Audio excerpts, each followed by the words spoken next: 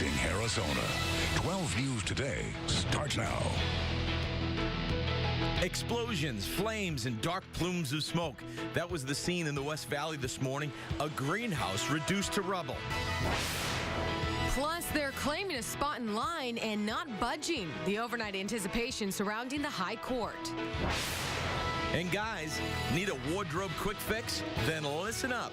We've got the secret to looking more attractive. 12 News Today starts, hey now, right now. Hey now. Hey now. Gosh, the secret to looking more attractive. Let me just tell you this. Fellas, it's simple. You may be thinking too much. Yeah, oh, I'm thinking too much. Geez, I'm wondering what. I'm going to move into this thing. Yeah. Let's just go. Yeah. You're going to try it. All right, good morning, everyone. Thanks for waking up with us. 4:30 a.m., 4:31. I'm Emma Jade. This is Doug Meehan, just hanging out, chilling, because it's going to get hot. It's going to get Jimmy Q, how you feeling? Not yet. Better? Welcome back. There's nothing worse than being sick and during the heat. Yes. It doesn't make sense till tomorrow. All right, Jimmy, thank you. Take the penicillin. Let's get to our top stories this morning. The flames are out today after a fire and explosion erupted late yesterday in the West Valley. It happened in Buckeye, but people could see the thick smoke for miles. In Oklahoma, crews have just started to tear down what's left of a hospital in Moore. It was destroyed, as you remember, from that EF5 tornado that hit back in May. Hundreds were inside when that twister roared through, but nobody was hurt. The demolition is expected to take a few weeks. A temporary hospital is in place while they rebuild. It's one of those stories where you say, why? Neighbors in a small Ohio city in fear after a man sets his nearly 5-foot python loose. The man says he couldn't afford to feed the snake anymore and actually tried to run over it with his lawnmower to try to kill it. Well, apparently he was not successful. Snake is on the loose, and state wildlife officials are on their way to find it and catch it before it hurts someone or their pets. It's a 6:13. We have breaking news just into our newsroom. New England Patriots tight end Aaron Hernandez has just been escorted out of his house in handcuffs.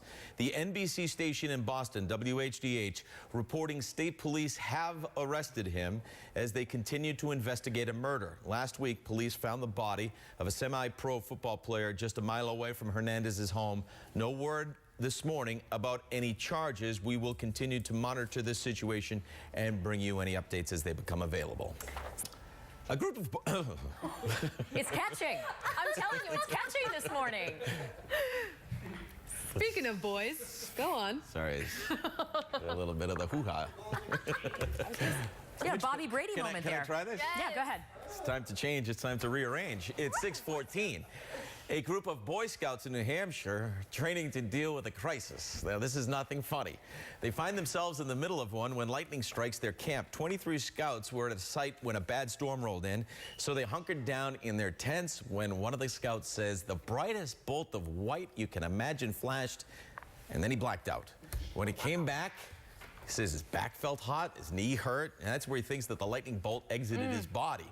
Now, here's the most amazing part. He and several others were taken to an area hospital, but they seem to all be okay this morning. No word on whether these young lads' voices are changing. That was going to be my next question. How's his voice? Not bad. Go on.